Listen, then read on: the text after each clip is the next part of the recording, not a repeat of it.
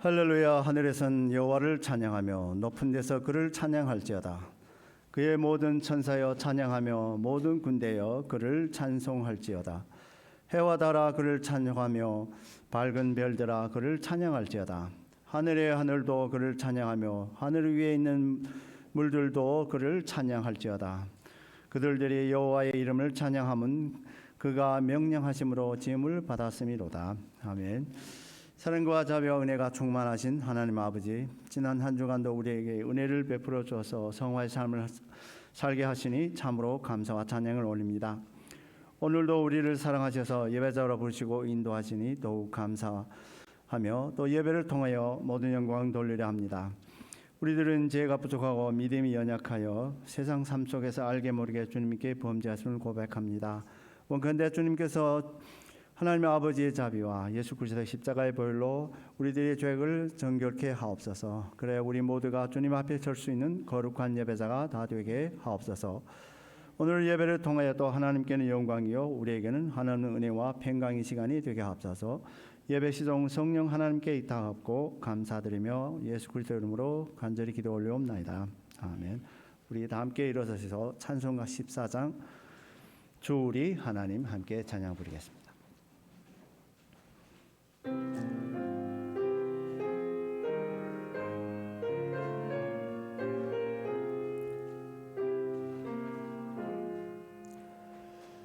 우리 하나님 하늘에 계시니 온천하 만민 주 앞에 찬송하네.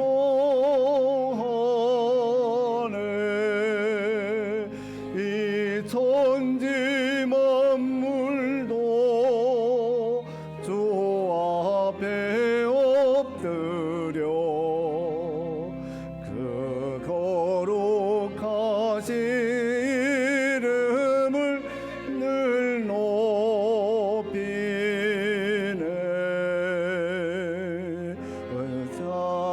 자약하신 곳 끝까지 지키는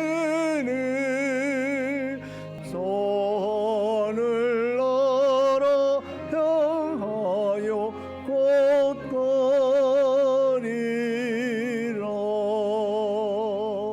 그 얼굴 배울 때 내 마음이 기쁘고 영원히 주의 영광을 찬양하리.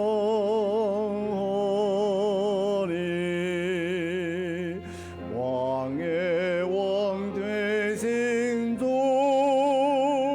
하늘에 계시니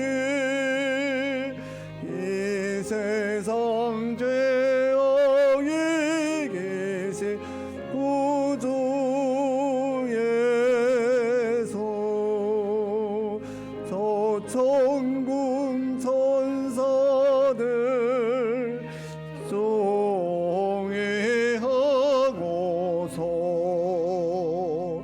무성도 함께 영원히 늘 섬기네.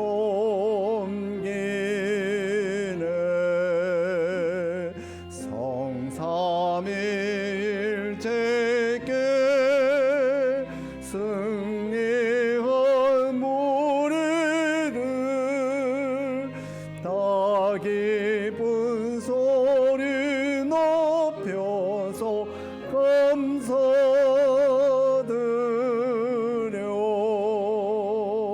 창조주 하나님 내 주님 되시니 주 앞에 나도 엎드려 경배하네.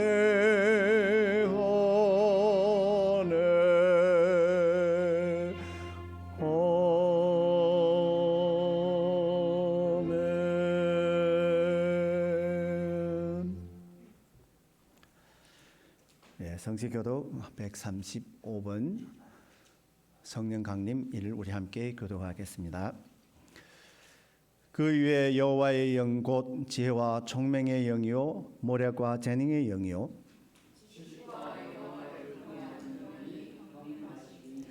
오직 하나님이 성령으로 이것을 우리에게 보이셨으니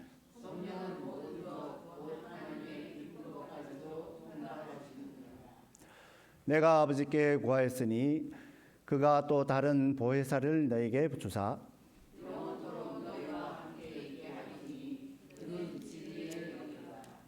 보혜사 곧 아버지께서 내 이름으로 보내실 성령 그가 너에게 모든 것을 가르치고 오직 성령이 너에게 임하시면 너희가 권능을 받고 예루살렘과 온 유대와 사마리아와 땅 끝까지 이르러 내 증인 되리라 하시니라. 아멘. 사랑의 하나님 아버지, 지금 우리들이 지난 한 주간을 돌아보면서 참회 기도를 올리려 합니다. 은혜가 충만하신 하나님 아버지, 주님께서는 우리들에게 날마다 은혜를 베풀어 주어서 성화의 삶을 살게 하시니, 그렇지만 때로는 우리들이 그 은혜를 망각하고 주님보다 세상을 더 사랑하고 세상을 더 무서워하고 세상의 풍조에 따라 삶을 살았음을 고백합니다. 주님께서는 우리에게 주신 성경 말씀을 날마다 읽고 묵상하고 삶에 적용하라 하였는데, 또 우리들은 말씀을 읽지 않을 뿐더러 묵상하지도 않고 삶에 더욱 적용하지 못한 채 삶을 살다 보니 헛된 삶을 보내기 일쑤였습니다. 주님께서 우리에게 내 이웃을 내 몸같이 사랑하라 하였건만 우리들은 항상 실천이 부족하여 어려운 이웃을 보고 자비의 마음을, 긍휼의 마음을 풀지 못하고 또 도움의 손길이 부족하여 우리들의 성도의 친분을 상실할 때가 있었음을 고백합니다. 주님께서는 항상 기뻐하라 하였구만 우리들은 주 안에서 기쁨을 찾지 못하고 범사에 감사하지 못하고 불평불만에 품고 삶을 살았음을 고백합니다. 쉬지 말고 기도하라 명령하였구만 우리들은 기도에 게으르었으며 나라를 위하여, 민족을 위하여, 교회를 위하여, 그리고 죽음을 무릅쓰고 세상에서 복음을 증거하는 전도사님들과 선교사님들을 위하여 기도가 부족했던대로 자신의 육유의 소욕에 따라서 기도했음을 고백합니다. 때를 얻든지 못 얻든지 복음을 온 세상에 전하라 했는데 그 실전이 부족하였음을 고백합니다. 오 자비로우신 하나님 아버지, 예수 그리스도 안에 있는 자는 결코 정죄함이 없음을 믿습니다. 원컨대 주님께서 우리들의 부족함을 지혜로 채워주옵시고 우리들의 연약함을 은혜로 능력을 주시고 우리들의 죄악을 주님의 자비와 예수 그리스도의 십자가의 보혈로 정결케 하여 동이서에서 먼같이 우리들의 죄악을 우리에게로부터 멀리 옮겨 주옵소서. 그래야 우리 모두가 거룩하고 흠이 없는 예배자가 되게 하옵소서. 우리 모두가 주님의 원하는 성화의 길에서 예수 그리스도를 닮아가는 길을 원합니다. 원하그대 성령 하나님께서 우리를 인도하시고 또 사단으로부터 보호하여 주어서 주님의 귀한 백성이 다 되게 하옵소서. 감사드렸고 예수님 이름으로 기도 올려옵나이다. 아멘. 우리 착사가셔서 우리 찬송가 279장 인내하신 구세주 함께 찬양하겠습니다.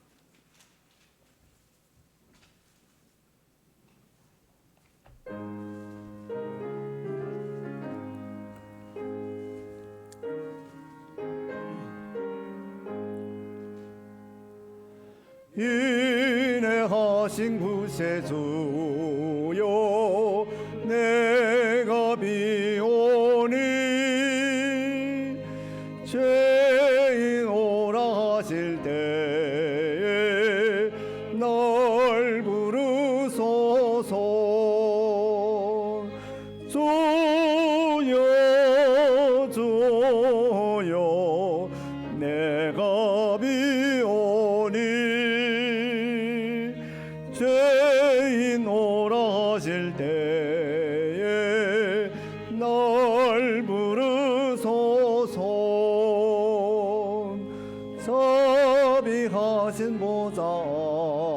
앞에 꿇어 엎드려 사복하고 회개하니 믿음 주소서. 주여 주여 내가 비오니 죄인 오라 하실 때에 날 부르소서. 주의 공로 의지하여 속에 가오니 상한 마음을 고치시고 구원하소서.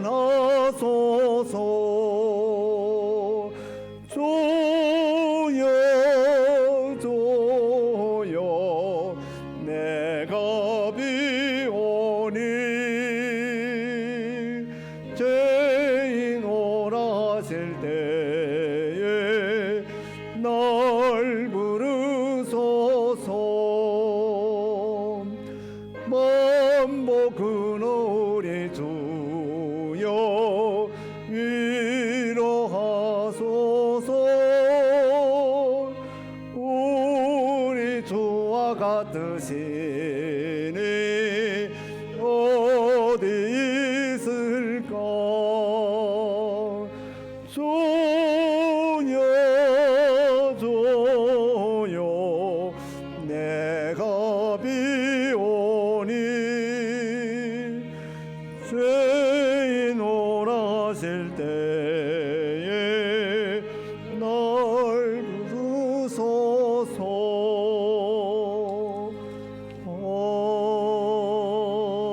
아멘. 네, 예배를 위해서 우리 손지훈 집사님께서 기도 인도해 주겠습니다.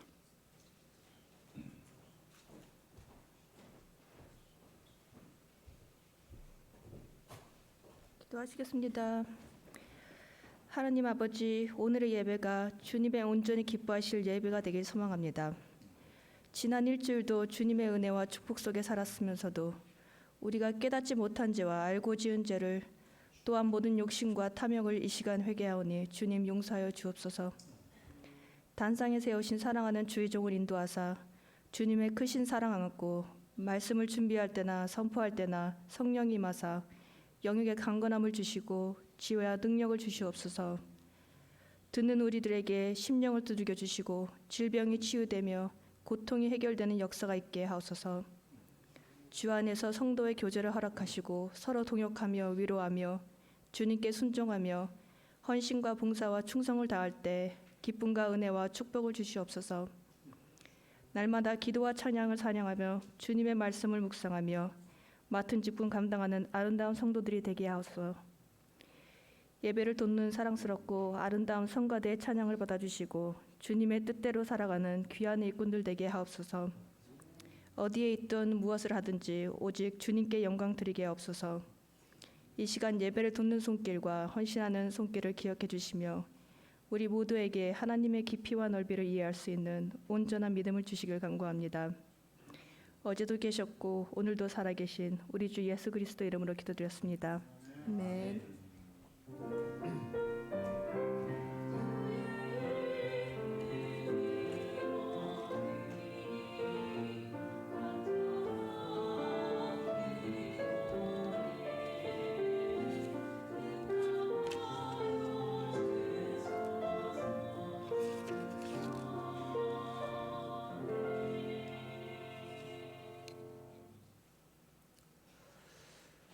네, 오늘 하나님께서 우리에게 주신 말씀은 사도행전 2장 22절에서 32절의 말씀입니다. 우리 함께 합독하시겠습니다. 22절의 말씀입니다. 이스라엘 사람들아, 이 말을 들으라. 너희도 아는 바와 같이 하나님께서 나사렛 예수로 큰 권능과 기사와 표적을 너희 가운데서 베푸사 너희 앞에서 그를 증언하셨느니라. 그가 하나님께서 정하신 뜻과 미리 아신 대로 준비바 되었거늘 너희가 법 없는 자들의 손을 빌려 못 박아 죽였으나 하나님께서 그를 사망의 고통에서 풀어 살리셨으니 이는 그가 사망에 매여 있을 수 없음이니라. 다윗이 그를 가리켜 이르되 내가 항상 네 앞에 계신 줄을 배웠으며 나로 요동하지 않게 하기를 위하여 그가 내 우편에 계시도다. 그러므로 내 마음이 기뻐하였고 내 혀도 즐거워하였으며 육체도 희망에 거하리니 이는 내 영혼을 분배해 버리지 아니하시며 주의 거룩한 자로 썩음을 당하지 않게 하실 것이미로다. 주께서 생명의 길을 내게 보이셨으니 주 앞에서 내가 기쁨에 충만하게 하시리로다 하였습니다. 형제들아, 내가 조상 다윗에 대하여 담대히 말할 수 있노니 다윗이 죽어 장사되어 그 묘가 오늘까지 우리 중에 있도다. 그는 선지자라 하나님이 이미 맹세하사 그 자손 중에서 한 사람을 그 위에 앉게 하리니 하심을 알고 미리 본 고로 그리스도에게 보아를 말하되 그가 음배에 버림을 되지 않고 그의 육신이 썩음을 당하지 아니하시라 하더니 이에 예수를 하나님이 살리신지라 우리가 다 그 일을 증인이로다. 아멘. 성가대 찬양이 있겠습니다. 그 은혜가 내게 부족하다. 찬양 이후에 우리 강지구 목사님께서 나오셔서 부활의 증인이라는 제목으로 함께 은혜를 나누겠습니다.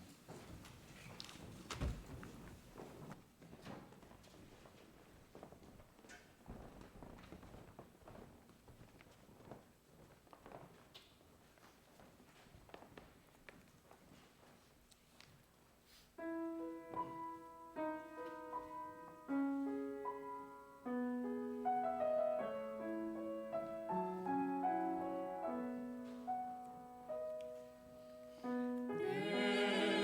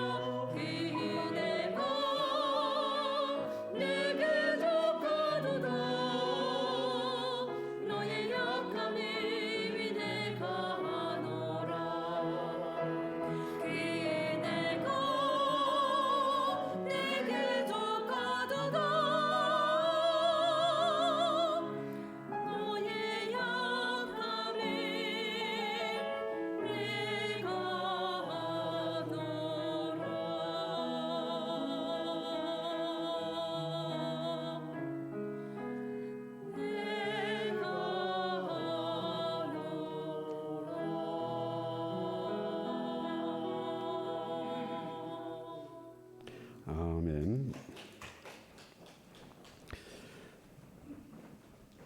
하늘에 계신 우리 아버지, 이 시간도 주의 은혜와 진리가 가득하게 없어서 성령 충만해서 이 귀한 말씀을 깨달아 믿어지게 하시고 주의 임재 가운데 은혜와 진리의 자리로 저희를 인도해 주시기 원합니다. 하늘의 천사들로 불어한 이 귀한 자리에 하나님의 영광이 가득하게 하옵소서. 우리 모두가 진실로 예배의 감격에 빠지게 하옵소서. 예수님의 이름으로 기도했습니다. 아멘. 요즘 참 세상이 복잡하고 바쁘고 다들 피곤하게 살아가는데요. 현대 사회에서 주일날 교회에 나온 게 참 쉽지 않습니다. 그런데 왜 여기에 나오셨을까? 무엇 때문일까요? 주님의 십자가 부활 때문입니다. 예수님의 그 십자가 부활은 하나의 묶음입니다. 그죠? 죽음 없이는 부활이 없잖아요. 그래서 우리 신앙을 이끌어가는 이 두 개의 수레바퀴가 바로 뭐냐? 십자가와 부활이다. 그죠? 이게 기독교의 중심 메시지. 이게 없으면은 아무것도 아닙니다. 그 외에 다른 것은 부수적인 것이지 가장 중요한 것은 뭐냐? 십자가와 부활이라는 거죠. 그 문제는 사람들이 이 십자가와 부활에 대해서 별 관심이 없어. 세상 사람들은 그렇다 치고 우리 교회 안에서도 이것을 잘 인식을 못한다는 거죠. 별로 관심이 없다. 왜? 우리의 현재 생활과 별 상관이 없어 보이거든요. 자, 이 부활이란 것은 뭡니까? 증명이 불가능해요. 저는 수학을 참 싫어했거든요. 왜? 어릴 때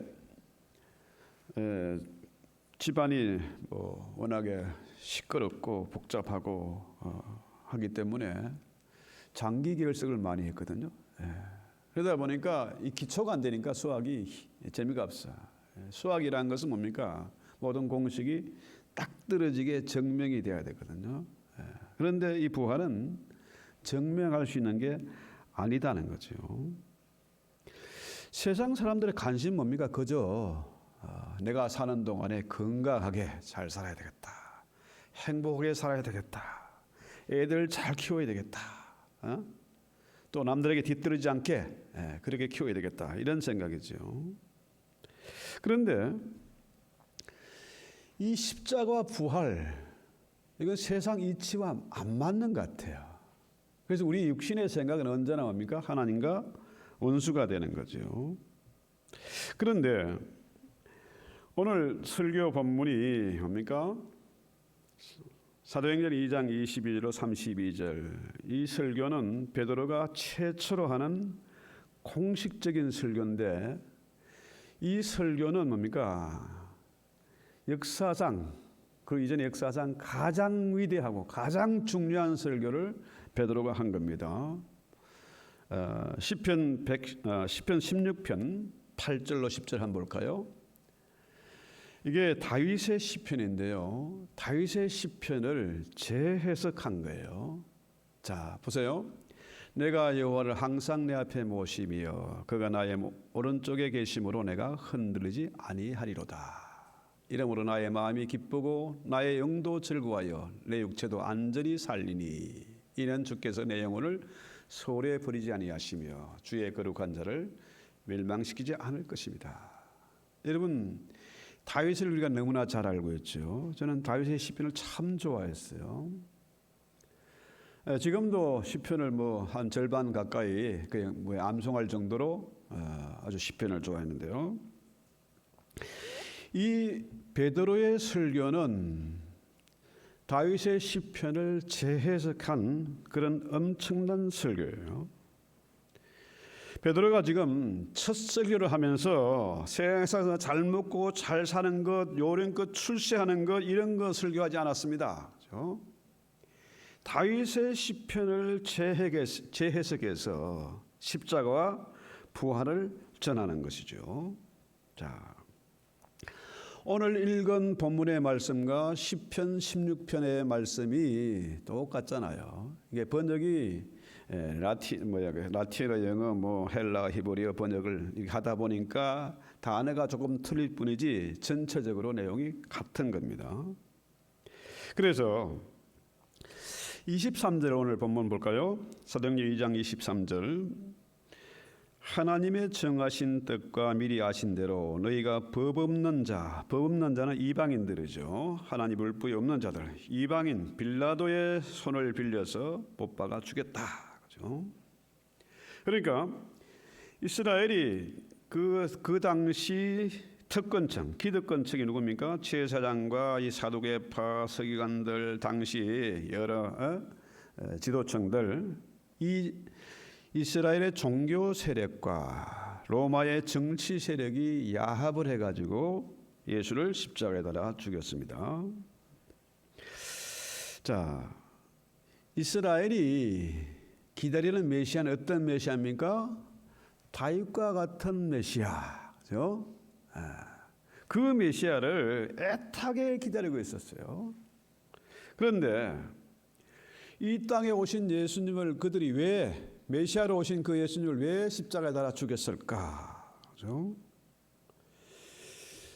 자, 그렇게 성경을 잘 알고 메시아를 기다리던, 더구나 다윗과 같은 메시아를 기다린 그들이 왜 예수를 십자가에 처형했을까? 그죠? 그 해답은 뭡니까? 정답은 바로 비밀이다. 메시아는, 예수님은 시크릿이에요. 미스테리 하는 게 이 시크릿. 도무지 들춰 보여주지 않으면 깨닫지 못하는 것, 보지 못하는 예수가 바로 비밀이란 거죠. 놀랍게도 베드로는 뭡니까? 우리가 잘 아는 대로 무식한 사람이고 실수가 많은, 허물이 많은 그런 사람이라. 그런데 이 베드로는 오순절날 성령의 충만을 입으니까 어떻게 해요? 아하, 이 다윗의 시편이 16편이 바로 예수님의 십자가 부활을 의미하는 것이구나. 이렇게 해석을 하는 겁니다. 성경을 재해석하는 거예요. 성경 박사들도 알지 못하는 것을 이 베드로는 어떻게 해요? 그 무식한 베드로가 이 엄청난 것을 끄집어내서 논리적으로 아주 정확하게 설교를 하니까 사람들이 미치는 거죠. 자, 잠언서 16장 4절 보면은 여호와께서 온갖 것을 그 쓰임에 적당하게 지으셨으니 악인도 악한 날에 적당하게 하셨느니라. 자, 세상 모든 일에는 원인이 있습니다. 그죠? 어느 경우에도 역사상 어느 경우에도 우연은 없습니다. 하나님의 프로비덴스, 섭리 가운데 이루어진 일이에요. 그래서 악인도 악한 날에 적당하게 쓰임을 받는 것이고, 그죠? 또 선한 사람들은 어려운 사람들로 쓰임을 받는 거예요. 하나님이 그렇게 만드신 것입니다. 그런마다 용도가 있듯이 하나님께서도 선한 일에는 선한 자를 통해서 일하시고 악한 일에는 악한 자를 통해서 이루어 가신다. 그래서 우리가 정말 중요하게 생각하는 것은 뭡니까? 이 세상에 우연은 없다. 모든 것이 하나님의 섭리 가운데 있다. 제가 지금까지 살아오면서 제가 원하는 것은 하나도 안 이루어졌어요. 오직 하나님의 뜻만 영원히 이루어지는 거예요. 이걸 인정하지 않을 수가 없습니다. 자, 24절 보면요. 하나님께서 그를 사망의 고통에서 풀어 살리셨으니 이는 그가 사망에 매여 있을 수 없었습니다. 그렇죠? 이 십자가 부활 누가 한 일입니까? 하나님이 하신 일이라. 이거 사람이 한 일이 아니다 하는 거죠. 유대인들이 유대 권력이 로마의 정치 권력과 야합해서 예수를 십자가에 달아 죽였지만은 그 일은 누가 한 일이냐? 결국은 하나님이 하신 일이다 하는 거죠.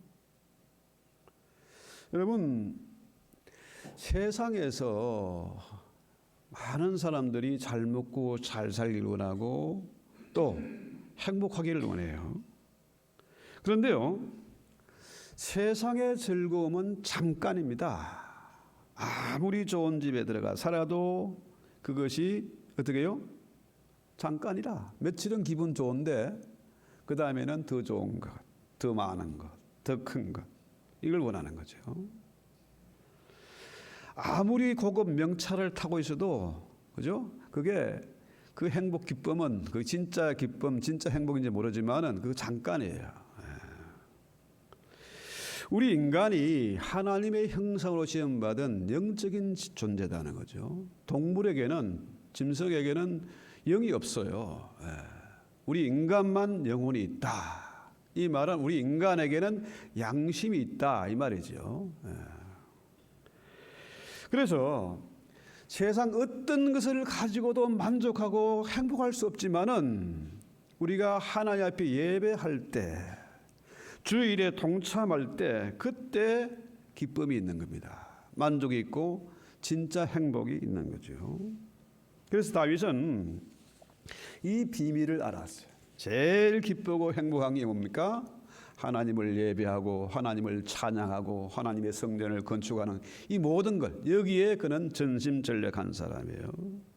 그래서 다윗은 어디에서 무엇하든지 어디를 가든지 심지어 전쟁터에서도 악기를 놓지 않았고 찬양을 쉬지 않았고 기도를 쉬지 않았어요.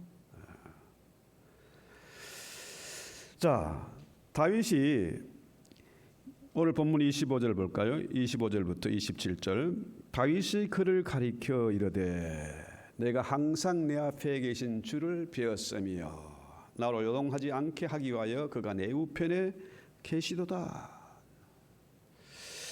자, 이게 다윗의 시편인데요. 놀랍지 않습니까? 다윗은 뭐라 그래요? 항상 주님이 자기와 내 앞에 계신 것을 늘 뭡니까? 본다는 거죠. 구약 시대의 다윗이 임마누엘 예수님을 늘 모시고 살았다, 이 말입니다. 자, 여러분, 부활 신앙을 가진 사람이 2000년, 기원전 2000, 예수님 나기 기원전 2000년 전에 아브라함과 이삭이 아무래도 부활 신앙을 가졌겠죠. 부활 신앙이 있었으니까 이삭을 바칠 수 있었고, 히브리에서도 보면은 자기 때를, 주님의 때를 기뻐했다, 그죠? 그런데 이 다윗은 아브라함 이후에 1000년 후의 사람이에요. 그러니까 예수님이 태어나기 1000년 전의 사람입니다, 다윗은. 자, 1000년 후에 다윗의 후손으로 메시아가 올 것을 하나님이 맹세하고 약속했거든요. 자, 하나님이 맹세가 필요 없는 분이라.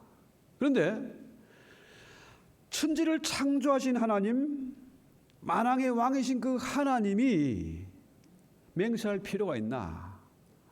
우주 만물을 창조하신 분인데, 하늘보다 땅보다 더 크신 분인데 하나님을 맹세할 필요가 없어요. 그런데 하나님이 맹세하고 말씀하셨어요.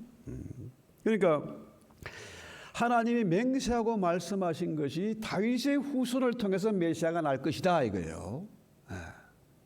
또 한 번 맹세한 게 구약의 히브리서에 나오죠. 히브리서 6장 17절에 하나님은 맹세하고 내가 너희를 반드시 복주고 복주며 번성케 하고 번성케 하겠다. 하나님 맹세하고 하신 이 말씀은 반드시 이루어질 수밖에 없어요. 그런데 하나님이 맹세하고 다윗의 후손은 메시아가 오실 것인데 그 메시아는 1000년 후에나 태어날 사람이라. 그런데 다윗이 그래서 손자 계속 내려가가지고 한 1000년 동안 내려가는 거예요. 그 메시아를, 자기의 후손으로 올 그 메시아를 늘 모시고 임마누엘로 모시고 살았다. 그러니까 뭡니까? 요동함이 없어요. 자, 쫓겨다닐 때도 피난당할 때도 전쟁터 뭡니까? 죄와 삶과 죽음이 바로 한 걸음이라. 그럼에도 불구하고 다윗은 전쟁터를 넘나들었습니다. 그죠? 친구가 배신하고 부하가 배신하고 심지어 자식놈이 배신을 때려도 요동치 않았다. 그죠? 이 엄청난 거 아닙니까? 골리앗과 맞서서도 그는 뭡니까? 하나님의 임재, 임마누엘을 믿었기 때문에 그죠? 흔들림이 없었다. 그죠?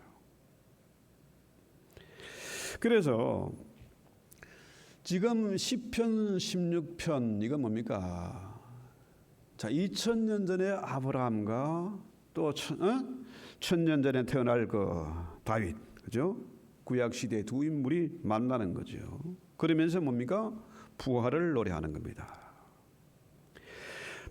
다윗이 이 부활 신앙을 가졌기 때문에 임마누엘을 경험했고 심지어 뭐라 그래요? 그의 혓바닥이죠. 혀도 즐겁다. 자, 기가 막힌 일을 만나고 상처를 받고 배신을 당하고 정말 절망 가운데 빠졌지만은 그 혀는 즐거워서 늘 노래하는 겁니다. 시편 23년 역시 뭡니까? 사방의 원수들이 보는 목전에서도 주님과 잔치하는 즐길 수 있는 그런 여유와 배짱이 담대함이 있는 거죠. 여러분, 말이란 게 뭡니까? 말은 내 생각에서 내 마음에서 나오는 거예요. 말과 행동이 내 속 마음에서 나오는 거 아닙니까? 그런데 다윗은 늘 마음에 기쁨이 있어요. 그러니까 그 혀도 즐거워서 노래하는 거죠. 자, 이것이 참 미스테리, 정말 비밀 중에 비밀이죠. 어찌 이런 것이 말로 설명이 되겠습니까?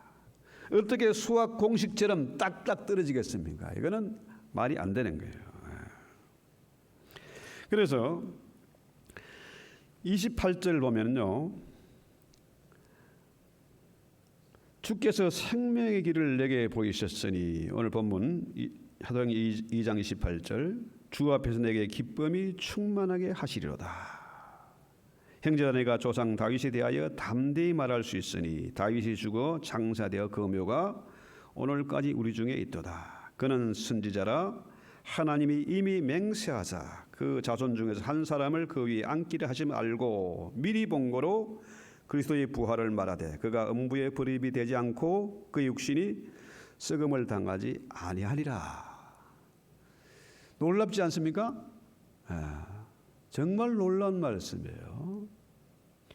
다윗이 천년 후에 태어날 그 메시아를 바라보고 다윗이 이미 예언을 한 내용입니다. 십자가 부활을 예언한 내용이라. 그렇죠?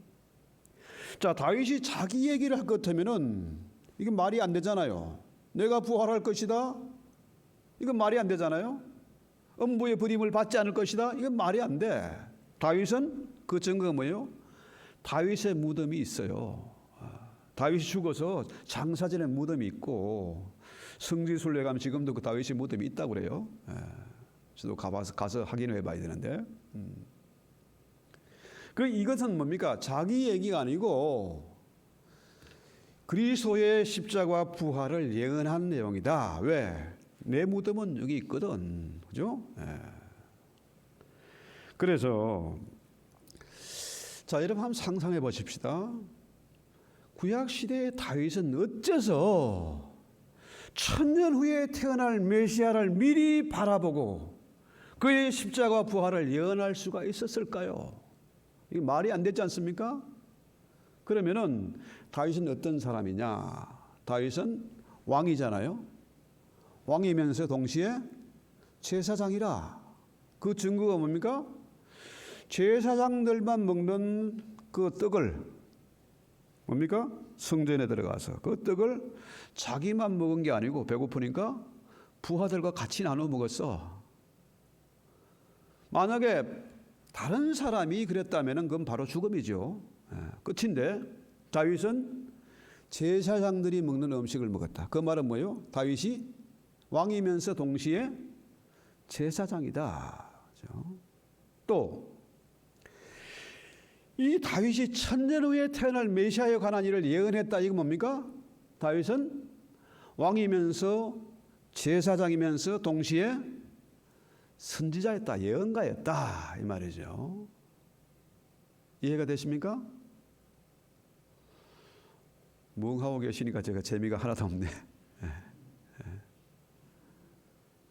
자, 여러분, 베드로가, 이 무식한 베드로가 어째서 그 성경 박사들, 그 기득권층 똑똑한 사람들이 보지 못한 이 다윗의 시편을 어째서 재해석할 수가 있었을까요? 역시 뭡니까?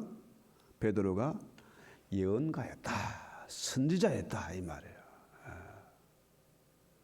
자, 그렇다면은 성경에 보면은요, 죽었다가 다시 살아나는 사람들의 얘기가 많이 나오죠. 복음서에도 보면은 자, 나인성 가부의 아들도 살아났고 또 나사로도 죽었다 살아났어요. 자, 여러분, 심지어 어떤 사람들은 죽었다가 살아났다 하는 얘기하는 사람들 많이 있어요. 자, 이 남자가 부인의 장례식을 치르는데 관을 옮기다가 그 문지방에 걸려가지고 관을 떨어뜨렸어, 인부들이. 그러니까 놀래가지고 이 할머니가 살아났어. 두 번째 이제 장례식을 치르는데 이 남자분이 관을 옮길 때, 얘들아 문지박 조심해라, 문지박. 이런 얘기는 뭘까요? 실제로 죽은 게 아니고 뭡니까? 죽음을 체험한 거죠. 가짜 죽음을 체험한 그런 경우가 아니겠습니까? 자, 나사로도 죽었다가 살아나는데 나사로가 예수님께 가장 먼저 한 질문이 뭘까요? 뭐 성경은 없지만은 주님, 내가 또 죽어야 됩니까? 자, 나사로나 나인생 가부의 아들이나 누구 이런 사람들이 죽었다가 살아났지만은 뭡니까? 다시 죽는 거라. 그런데 우리 예수님은 가짜로 죽은 게 아닙니다. 그렇죠? 가짜로 죽은 게 아니라 사람은 죽었다가 다시 살지 못하는 것이고 다시 살아났다 해도 다시 죽는 거라고는. 그런데 우리 예수님의 십자가와 부활은 뭐예요? 하나님의 창조를 완성하는 겁니다. 그렇죠? 새로운 세상, 전혀 새로운 질서, 새로운 생명, 영생을, 이터널 라이프를 주는 거다. 그렇죠? 영생을 얻는 거다. 그래서 요한복음에 보면요, 자, 어떤 얘기가 나오는가 하면은 요한복음에 내 떡을 먹는 자는 죽어도 산다. 영생을 얻는다. 영생을. 그래서 성찬식이 정말 중요한 겁니다. 그냥 성찬식을 그냥 형식적으로 하는 것은 의미가 없어요. 성찬 자체가 신비잖아요. 예수의 살과 피를 먹고 마시고 그런 자는 영생을 얻는다는 거예요. 영원한 생명입니다. 사람들이 오래오래 잘 먹고 행복에 잘 살라고 자손 대대로 번성을 하려고 별짓을 다 하지 않습니까? 그런데 결국은 죽고 말아요. 여러분, 이집트의 피라미드나 중국의 그 황제들의 무덤 같은 거 보면은요, 지하에다가 그냥 왕국을 만들어 놓고 지하에서 영생을 하려고 별짓을 다 했지 않습니까? 그런데 미라만 남아 있잖아. 영생을 못했어.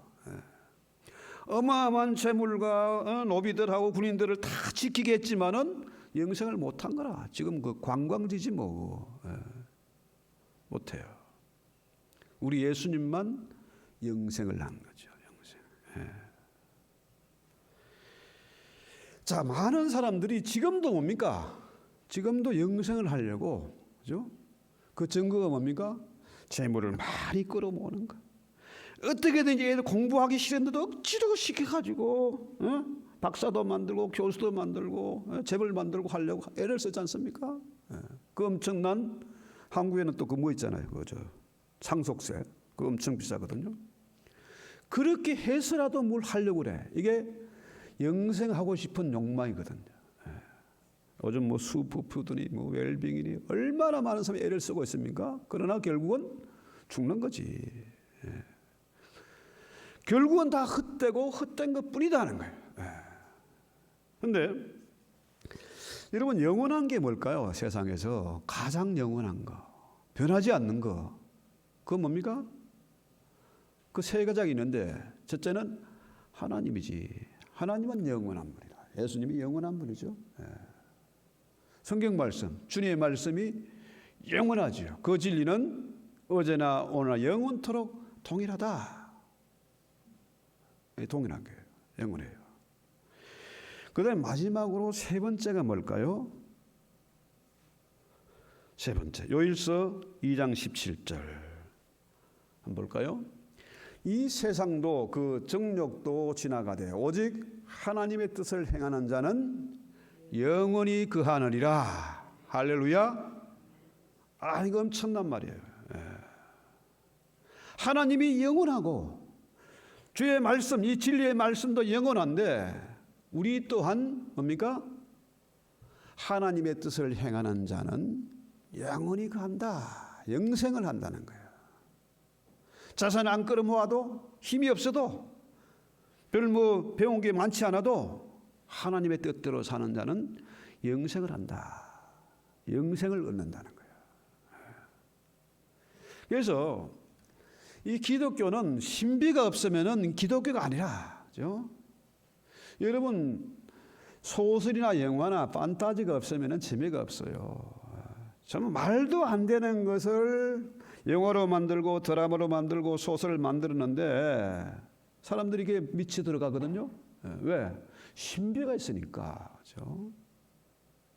오늘날 이 교회에 신비가 사라졌어요. 신비가.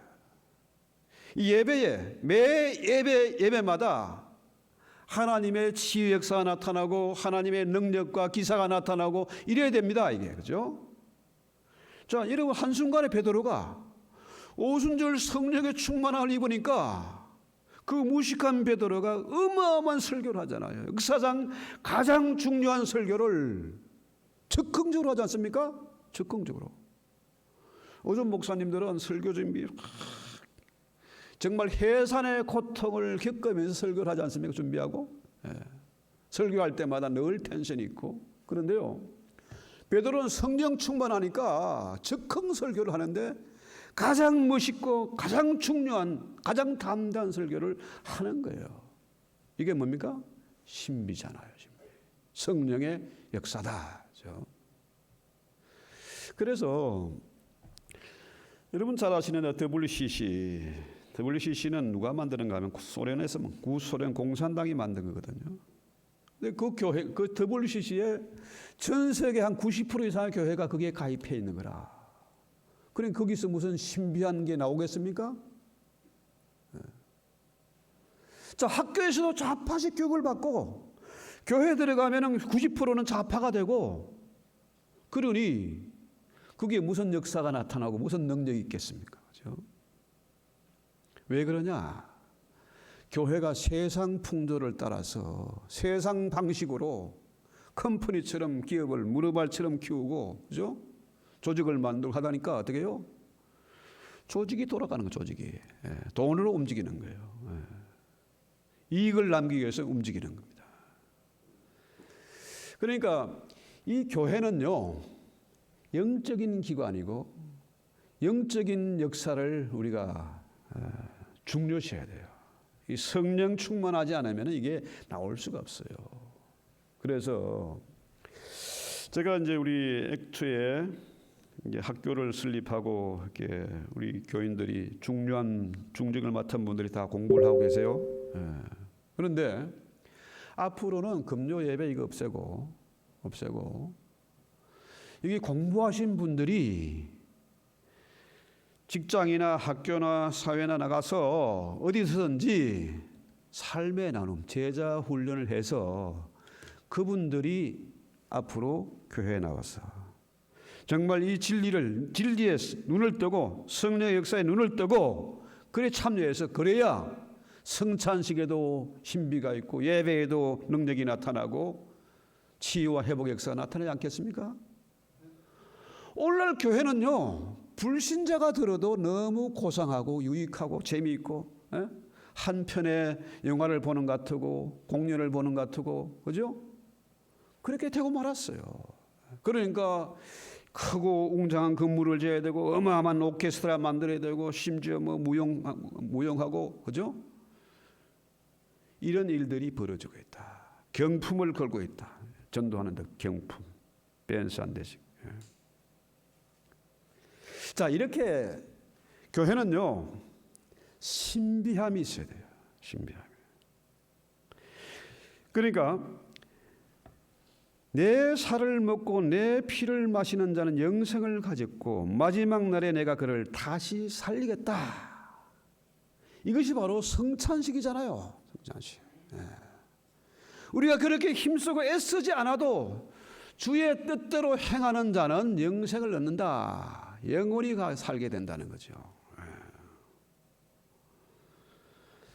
그래서 이 베드로는 정말 무식한 어부였지만은 성령의 눈을 뜨고 영적인 세계의 눈을 뜨고 나니까 이런 어마어마한 능력 있는 설교를 하잖아요.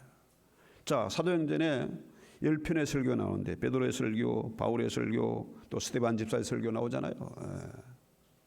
그만큼 베드로의 역할이 엄청났다는 거죠.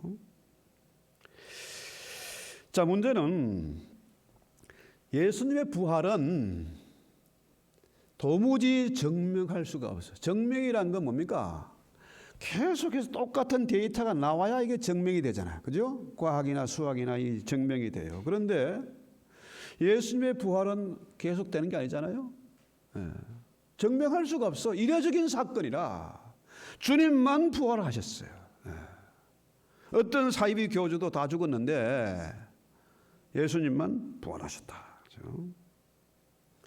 그래서 이 초대교회 성도들은요, 주님의 부활을 체험한 사람들이잖아요. 직접 본 사람들 아닙니까? 그죠? 12사도와 500의 형제들이 봤습니다. 주님의 부활을 봤어요. 40일 동안 주님이 부활하셔서 일하신 것을 보았습니다. 그러니까 그 당시 초대교회 성도들은 주님의 부활을 증명하려고 애쓴 게 아니고 설명하지 않고 어떻게 해요? 그 부활을 전하는 증인들이 되었다. 32절 내용이 바로 그 내용이죠. 우리가 이 부활의 증인이다. 그렇죠? 오늘 제목이 바로 그거 아닙니까? 우리가 증인이다. 그렇죠?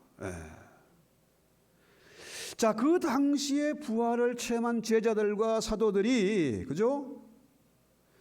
부활을 우리에게 전해 주었기 때문에 우리가 이 바쁜 세상에 피곤하고 복잡한데 주일날 예배드리러 온 겁니다. 헌금 가지고 왔어. 자, 이 예수를 하나님이 살린지라 우리가 이 일의 증인이로다. 그래서 초대교회 성도들은요, 인사가 뭡니까? 이전에 히브리식 인사는 살롬 아닙니까? 밤새 안녕할 수 있가 너무너무 많으니까, 그죠? 쫓겨도 아니고 피난도 아니고 배신당하고 하니까 살롬이 인사였어요. 그런데 초대교회 성도들의 인사는 뭡니까? 지난 부활절 He's risen. 주님 다시 사셨다. 주님 부활하셨다. 1년 내내 인사가 바로 이 인사였습니다. 주님 다시 사셨다. 부활하셨다. 그래서 우리 주일의 예배가 뭡니까? 이 부활의 증인이 돼서 한 사람 한 사람에게 이 부활을 전해야 돼. 십자가 부활을 전해야 된다는 거죠. 어제 만난 목사님 한 분이 그런 얘기 하더라고요. 미국에 와서 3번을 개척했는데 아무런 연고지가 없는 데 가서 교회를 개척했대. LA에서 무슨 또 뭐 필라델피아에서 또 어디에서 아무 연고 없는 데 가서 개척하다 보니까 어떻게 해요? 자녀들이, 와이프하고 자녀가 새벽기도, 수요밤기도, 철학기도 꼬박꼬박 나올 수밖에 없잖아. 교인이 아무도 없으니까.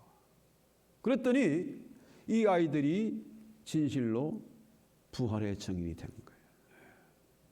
그래서 자랑하시다 여기 이사를 왔는데 아무 대책 없이 이사 왔는데 아들놈이 아버님 집 우리가 폐해할게요. 사세요. 엄마는 기도만 하고 있었는데 어느 부모가 자식이 부담 주고 싶은 사람이 있겠어요. 찍소리 안 하고 가만히 있었는데 딱 해가지고 이사를 가서 너무너무 해피하다 요즘. 그래서요. 자, 우리가 이 일의 증인이다 이 말할 때요. 그 당시 어느 누구도 부활을 믿지 않았어. 예수를 잡아 죽였어. 자, 유대의 종교 결력과 로마의 정치 결력이 결탁해서 죽였어요. 그런데 이 십자가 부활을 전한다는 건 뭡니까? 말티스 뭐예요? 순교자. 증인이 된다는 것은 목숨 걸고 하는 겁니다. 생명을 걸고 우리가 이 일의 증인이 됐다 이 얘기예요. 그러니까 이들은 이전의 삶과 전혀 다른 방식으로 새로운 생명을 얻었기 때문에 영생을 얻었기 때문에 이들은 어떻게 해요? 담대하게 살아갔다. 그렇죠? 그래서 이 부활은 죽음에서 생명으로의 변화입니다. 그렇죠? 생명의 부활. 그렇죠? 그래서 이 부활에 대해서 바울이 이런 고백을 하잖아요. 고린도후서 4장 8절에 보면요. 우리가 사방으로 우겨쌈을 당해도 쌓이지 아니하며 답답한 일을 당해도 낙심하지 아니하며. 자, 이런 보세요. 지금 세상이 얼마나 답답한 세상입니까? 세상이 미쳐 돌아가잖아요, 지금. 교회가 힘을 잃고 세상에 동네북이 되어 있지 않습니까? 그렇죠? 자, 우리 그 박성칠 농장의 돼지가요. 새끼를 14마리를 낳았어요. 2마리는 죽고 12마리가 좀 빨빨거리고 돌아다녀요. 그런데요. 이 돼지는 산파가 없어도 지 혼자서 14마리를 낳은 거라. 14마리. 누가 주변에 지키고 있는 사람이 있었으면 14마리가 다 산 건데. 요즘 아이들 보세요. 결혼 안 해? 애 안 낳아? 내 삶, 내가 인생의 주인이야. 내 뜻대로 살 거야. 부모도 간섭하지 마. 선생도 잔소리하지 마. 그렇죠? 목사도 큰소리 치지 마. 이런 세상이 됐어요. 왜 그렇습니까? 세상에서 그런 교육을 받고 자랐거든요. 그렇죠? 자, 지금 엄청난 팬데믹을 거쳐서 지진이나 기근이나 온갖 어마어마한 일들이 벌어지잖아요. 지금 금융 위기가 또 오고 은행들이 지금 파산하고 지금 금본위제로 가야 된다. 달러 패권은 이제 무너진다. 세상 질서가 지금 요동을 치고 있습니다. 그렇죠? 그런데 이런 속에서도 바울은 뭡니까? 사방에 우겨싸임을 당하여도 쌓이지 아니하며, 그렇죠? 답답한 일을 당해도 낙심하지 아니하며, 박해를 받아도 버림받지 아니하며, 끄꾸림을 당하여도 망하지 않는다. 이게 뭡니까? 바로 부활신앙이에요. 그래서요, 정말로 이 부활신앙을 가지고 살아간다는 것이 어떤 면에서 계란으로 파헤치기 같아. 이 거대한 악의 세력들에게 우리가 저항하는 것이 말도 안 되는 싸움 같지만은 부활신앙을 가지고는 어떻게 해요? 쌓이지 않고 망하지 않고 넘어지지 않는다. 그렇죠? 바울이 그렇게 살았습니다. 베드로와 그 사도들이 12사도들이 그렇게 살았습니다. 그렇죠? 그래서 실제로 예수님이 우리의 구주가 되신다. 그렇죠? 우리가 예수님을 정말 잘 알아야 돼. 예수님. 그분이 지금 십자가 달리는 분이 아니잖아요.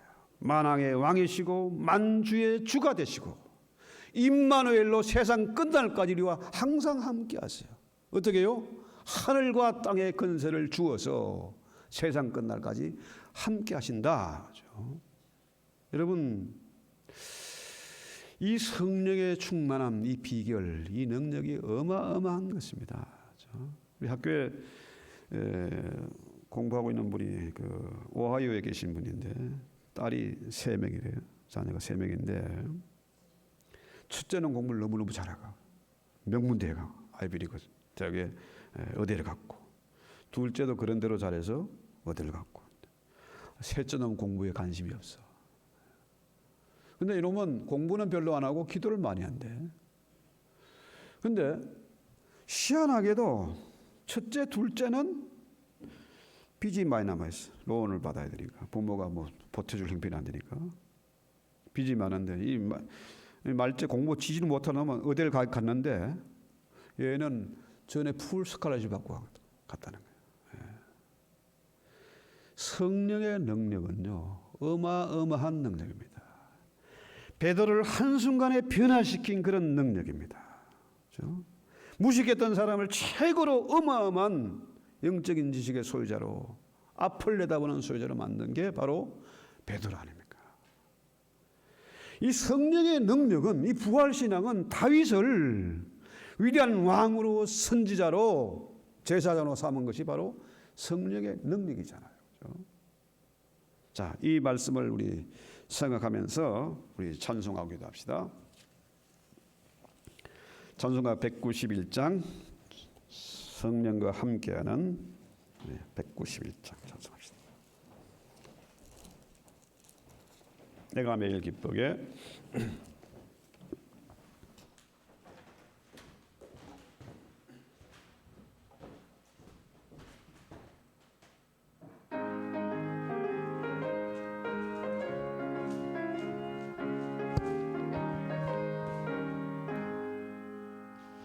내가 매일 기쁘게 설레게 하나무 주의 발이 나를 안보하며 내가 주의 군복을 받는 참된 비결은 주의 영이 함께함이라. 성령이 계시네 할렐루야 함께하시네. 좁은 길을 걸으며 밤낮 기뻐하는 것 주의 영이 함께함이라. 전해지에 빠져서 평안함이 없을 때 예수 십자가의 공로 힘입어 그 발 아래 엎드려 참된 평화 얻음은 주의 영이 함께함이라. 성령이 계시네 할렐루야 함께하시네. 좁은 길을 걸으며 밤낮 기뻐하는 것 주의 영이 함께함이라. 나와 동행하시고 모든 염려 아시니 나는 숲의 새와 같이 기쁘다. 내가 기쁜 마음으로 주의 뜻을 행함은 주의 영이 함께함이라. 성령이 계시네 할렐루야 함께하시네. 좁은 길을 걸으며 밤낮 기뻐하는 것 주의 영이 함께함이라. 세상 모든 족속 나의 모든 정욕은 십자가에 이미 못을 박았네. 어두운 밤이 지나고 무거운 짐 벗으니 주의 영이 함께함이라. 성령이 계시네 할렐루야 함께하시네. 좁은 길을 걸으며 밤낮 기뻐하는 것 주의 영이 함께함이라. 주님, 우리가 진실로 부활의 증인이 되어야 됩니다. 내가 증인된 삶을 살아야 우리 자녀들에게, 다음 세대들에게 이 부활 신앙을 증거할 것인데 지금 너무나 힘들고 어려운 때를 맞았습니다.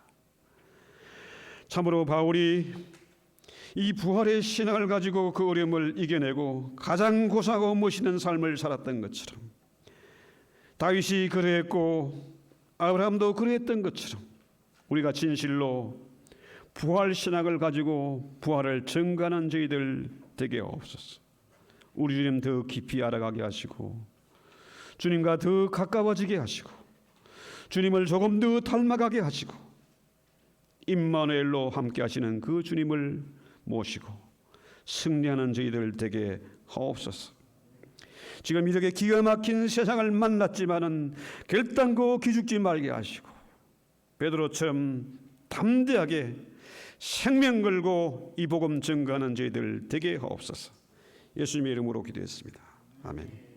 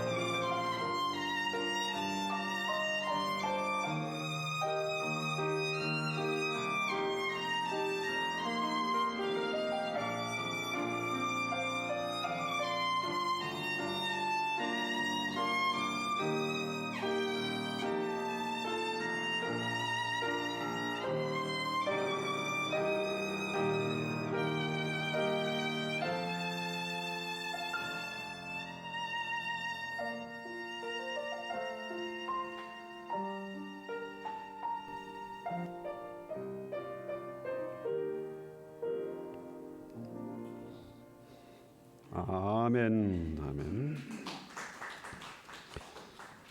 주님, 우리가 이 마지막 시대의 부활의 증인되기 위해서, 마지막 시대의 위대한 추수의 사명 감당하기 위해서 결심하고 예물 올렸습니다. 예물을 주의 손에 잡으시고 복을 더하셔서 하나님께서 주님을 음부의 근세에서 다시 살려 부활하신 것처럼 우리 또한 주의 말씀 가운데 거하면은 영생의 복을 주시겠다고 약속하셨기 때문에 우리가 결단코 이 세상 가운데서 죽음을 두려워하는 것이 아니라, 사람을 우수하는 것이 아니라 하나님의 말씀을 경외하고 하나님 말씀대로 살아갈 수 있는 저희들 되게 하옵소서. 영생의 비밀을 얻은 자로서 참으로 주님과 함께하는 복을 누리게 하옵소서. 저들의 손길마다 주님 함께 하셔서 마라다처럼 분주하게 복잡하게 사는 것이 아니라 마리아처럼 지혜롭고 영적인 삶을 살게 하옵소서. 우리 주님 나사로의 집을 가장 많이 찾아가셨던 것처럼 주님 늘 눈동자같이 아끼는 눈길로 저들의 가정과 산업장을 돌봐주시고 지키시며 주님과 함께하는 복을 호흡이 닿는 그날까지 마음껏 누리게 하옵소서. 주님의 도구로 귀하게 제한 없이 쓰임받게 하옵소서. 그들의 가정과 산업에 특별히 자녀들에게 복을 더해 주셔서 모두가 부러워하는 아름다운 가정, 믿음의 복된 가정을 만들어 가게 하옵시고 이 아가페 공동체가 참으로 사람 앞에나 하나님 앞에나 인정받으며 산이 우뚝 서선 동네가 되어서 작은 불꽃을 어둠 가운데 전파하게 하옵소서. 예수님의 이름으로 기도했습니다. 아멘.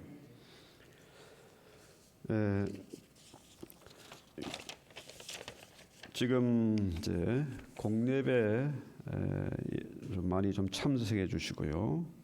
아까 말씀드린 대로 우리가 늘 생활 가운데서 한 영혼을 작정하고 많이 하려고 애쓸 거 없습니다. 한 사람을 붙잡고 기도하고 삶의 나눔이 있고, 그래서 주님 앞으로 인도할 수 있도록 위해서 많이 기도해 주시고요.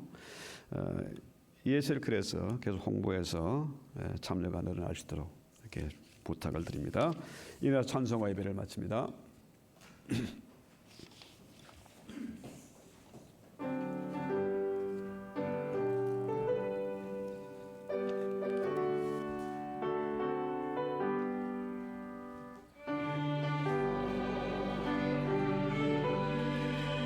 예수 구원하신 나 만민에게 전하라.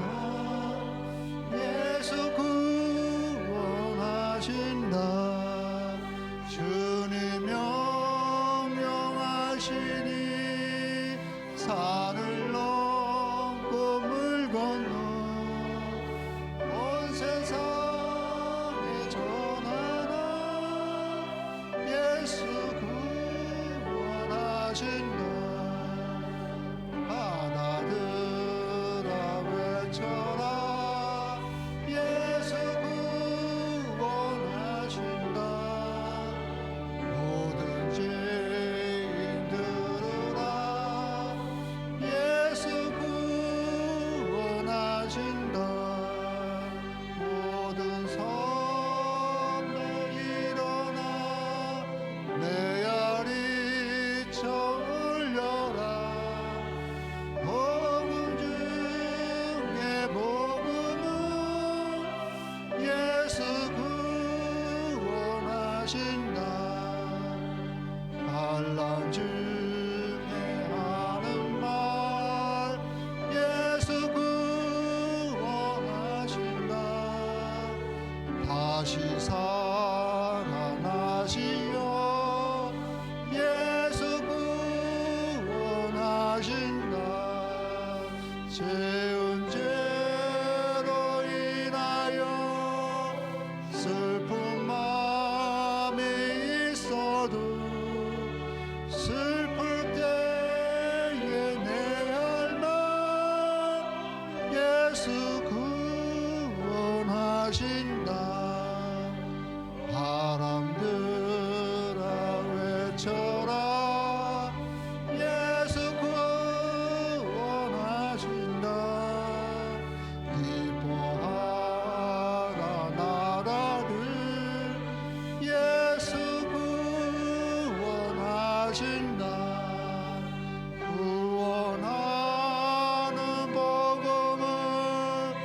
성가들에 전하라 우리들의 승전과 예수 구원하신다.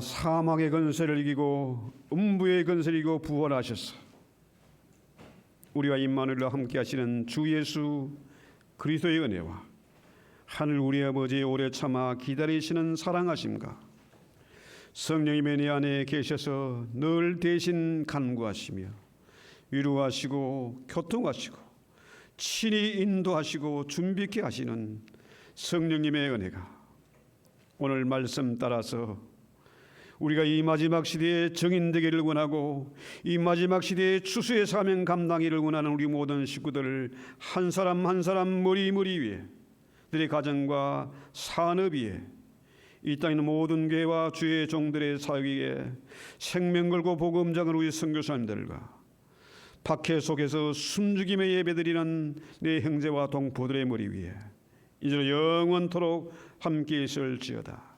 아멘. 아멘. 할렐루야. 감사합니다. 이 시간 노저히 건능의 푸는 웃을 안수하시기를 치유되고 회복되는 은혜가 있게 하시고 마음의 평을 가지고 담대하게 생각하소서.